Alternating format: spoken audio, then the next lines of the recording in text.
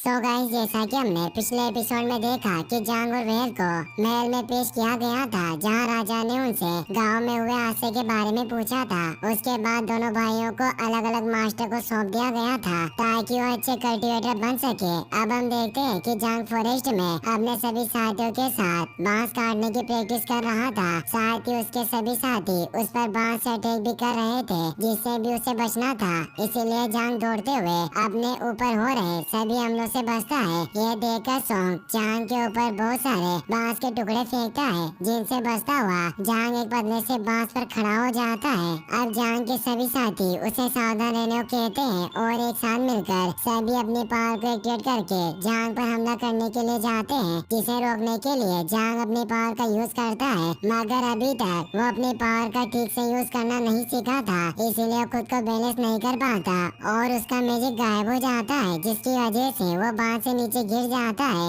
उसके साथ साथ उसके साथी भी नीचे गिर जाते हैं। फिर सभी जांग से कहते हैं कि अभी तक तुम्हारा गिटार ब्रेक थ्रू मेथड भी काम नहीं करता, जबकि हमने तुम्हें इसे सिखाने में बहुत मदद की है। ये सुनकर जांग काफी उदास होता है, तो सोंग जांग के पास आकर कहता है कि तुम्हें उदास होने की जरूरत नहीं है, बस तुम्हें थोड़ी और मेहनत करनी होगी। ये कहकर सभी वहाँ से जाने लगते हैं और जांग की बातें करते हुए कहते हैं कि पिछले कुछ सालों से जांग काफी स्लोली सीख रहा है, काश कि वो स्पीड से सीख पाता।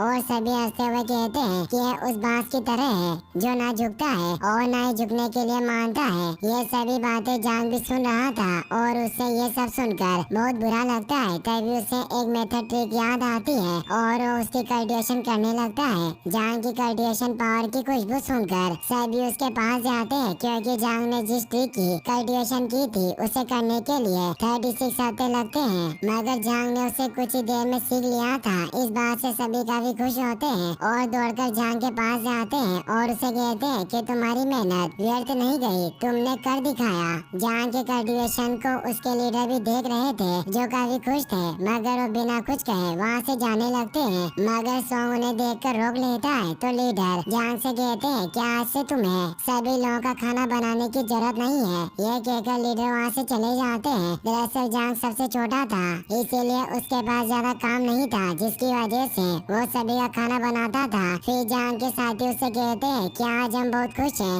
इसीलिए तुम जल्दी से हमारे लिए कुछ टेस्टी खाना खाओ। ये कहकर सभी वहाँ से चले जाते हैं। कुछ देर बाद जांग फिर से जंगल में आकर बांस काटने लगता है और वो अपनी ट्रिक की वजह से बहुत खुश था, क्योंकि वो जल्दी जल्दी बांस काट रहा था। तभी उसके ऊपर कोई स्टोन फेंकता है, जिसकी वजह से जांग चौकन्ना हो गया था और वो अपने चारों तरफ स्टोन फेंकने वाले को देखता है, मगर उसे कोई नहीं मिलता। तभी उसकी टोकरी के अंदर से एक मंकी निकलता है, जो जांग के ऊपर बांस फेंककर मारता है और वहाँ से भाग जाता है। अगले सीन में हम वेल को देखते हैं, जो कि जांग की तरह अब काफी बड़ा हो गया था। वो अपनी सोट के एक ही वार में बड़ी सी चट्टान के 2 टुकड़े कर देता है। ये देखकर वेल, जिसका नाम किंग जिंगू था, उसके साथी कहते हैं कि वेल को कल्टीवेशन करते हुए अभी 5 साल ही हुए हैं और इसने ताइजी जुआन किंग दाओ की 6ठी मंजिल को भी तोड़ दिया। तो दूसरा आदमी कहता है कि मास्टर ने उसे खुद पढ़ाया है, जिसकी वजह से वेल स्ट्रॉन्ग और पावरफुल है। और मैंने ऐसा भी सुना है कि वेल की कल्टीवेशन देखकर मास्टर और बाकी के अंकल ने भी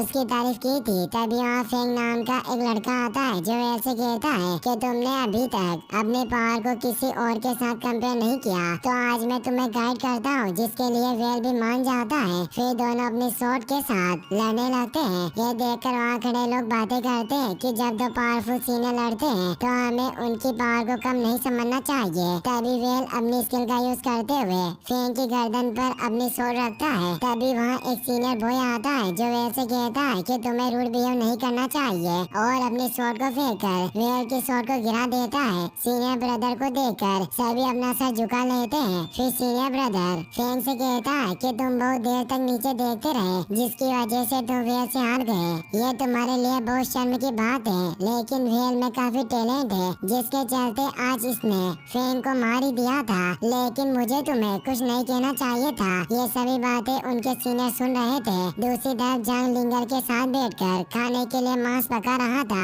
तो लिंगर उसे कहती है कि मंकी ने आज फिर से तुम्हें प्रैक्टिस नहीं करने दी। अगर तुमने मुझे पहले इस बारे में बताया होता तो मैं आज उसे नहीं छोड़ती। खैर, मुझे तुमसे जैसी उम्मीद थी, तुमने ठीक वैसा खाना बनाया है। तो जांग कहता है कि मुझे लगता है कि तुम्हारे डेट को मेरे हाथों का खाना पसंद नहीं आता। तो लिंगर उसे बताती है कि मेरे डेट को सीनियर 6 के हाथ का खाना पसंद था, मगर जब से तुम खाना बनाने लगे हो उनका वेट कुछ किलो बढ़ गया है। उन्हें तुम्हारा खाना इसीलिए पसंद नहीं आता क्योंकि तुम अच्छे कल्टीवेटर नहीं हो, इसीलिए वो जानबूझकर तुम्हारे खाने में कमियां निकालते हैं। तो जान कहता है कि मुझे लगता है कि शायद मैं कल्टीवेशन करने के लिए नहीं बना हूँ। ये कहकर वो लिंगर को खाने के लिए मांस की स्टिक देता है। तभी मंकी उस स्टिक को छीनकर खा जाता है। यह देखकर लिंगर को बहुत गुस्सा आता है और वो मंकी को मारने के लिए अपनी ट्रिक से हमला करती है, मगर वो मंकी लिंगर के हमले से बचकर जान के फेस पर कूदकर उसके हाथ से दूसरी मांस की स्टिक छीनकर भाग जाता है।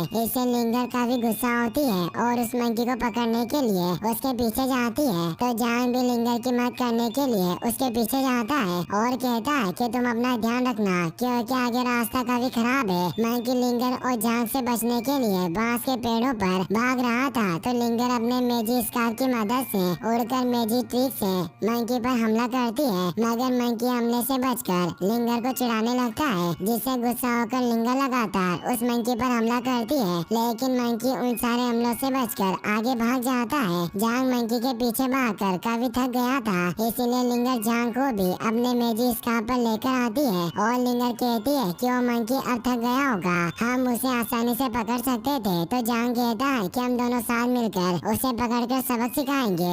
फिर वो मंकी तेजी से भाग रहा था तो लिंगर भी तेजी से मंकी का पीछा करने लगती है। तो जांग लिंगर को बांस के पेड़ों से बचने के लिए कहता है और घबराते हुए इधर उधर हिलने लगता है, जिस वजह से दोनों नीचे गिर जाते हैं। उन्हें देखकर मंकी उन दोनों का मजाक उड़ाता है, जिससे गुस्सा होकर लिंगर बांस के पत्ते से मंकी पर हमला करती है, मगर उसका हमला मिस हो जाता है और वो पत्ता बांस में घुस जाता है। ये देखकर मंकी डरकर वहाँ से भाग जाता है। तो लिंगर फिर से जांग को अपने स्कार्फ पर लेकर मंकी के पीछे जाती है। मंकी का पीछा करते हुए दोनों काफी आगे गए थे। तो जांग पूछता है कि ये कौन सी जगह है, मैं पहले कभी यहाँ नहीं आया हूँ। तो लिंगर कहती है कि मैं कभी भी दार्जू फेंग नहीं गई हूँ, इसीलिए मुझे नहीं पता है कि ये कौन सी जगह है। वही वो मंकी भागते हुए एक हिल से नीचे गिर जाता है। फिर लिंगर जांग को स्कार्फ से नीचे उतार कर यहीं रुकने के लिए कहती है और वहाँ से चली जाती है। तो जांग लिंगर का पीछा करता है, पर आगे जाकर वो एक हिल के एंड पर पहुँच जाता है। तभी उसे लिंगर के चिल्लाने की आवाज आती है। तो जांग एक बेल की मदद से हिल से नीचे उतरने लगता है,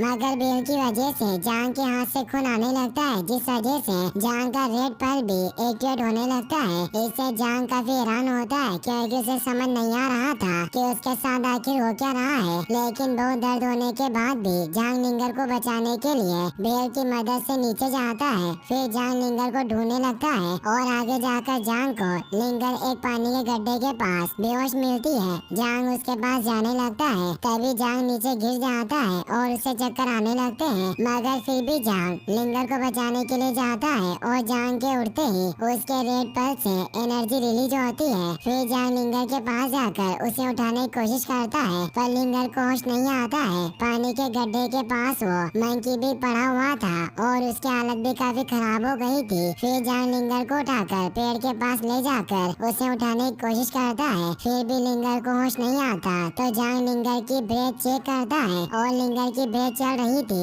इससे जांग को काफी अच्छा लगता है कि लिंगर अभी जिंदा है। तभी जांग के रेड पल से एनर्जी रिलीज होने लगती है, जिससे जांग को थोड़ा दर्द होता है, पर वो उस दर्द को सहन कर लेता है। फिर मंकी जांग को मदद के लिए बुलाता है। तो मंकी की हालत देखकर जांग उसकी मदद करने के लिए जाता है। जांग मंकी को उठाने लगता है, तभी रेड पल बाहर निकलकर पानी के गड्ढे की तरफ जाने लगता है। जांग उसे पकड़कर रोकने की कोशिश करता है, मगर रेड पल जांग को अपने साथ ले जाने लगता है। इसीलिए जांग मंकी को दूर फेंक देता है ताकि वो सेफ रह सके। जांग को पानी के गड्ढे में जाता देख मंकी को काफी बुरा लगता है, मगर मंकी कुछ नहीं कर पाता क्योंकि उसकी हालत काफी खराब थी और वो चल भी नहीं पा रहा था। फिर रेड पल पानी के गड्ढे में नीचे जाने लगता है, जिससे जांग को सांस लेने में काफी प्रॉब्लम होती है। तो जांग रेड पल को छोड़कर अपनी फॉर्मेशन ट्री की मदद से पानी में सांस लेने लगता है। अचानक पानी में एक स्टिक के आसपास छोटा सा टोर्नेडो बनने लगता है और उस स्टिक से रेड एनर्जी रिलीज होने लगती है। तभी वो स्टिक पत्थर को तोड़कर जांग के पास आकर घूमने लगती है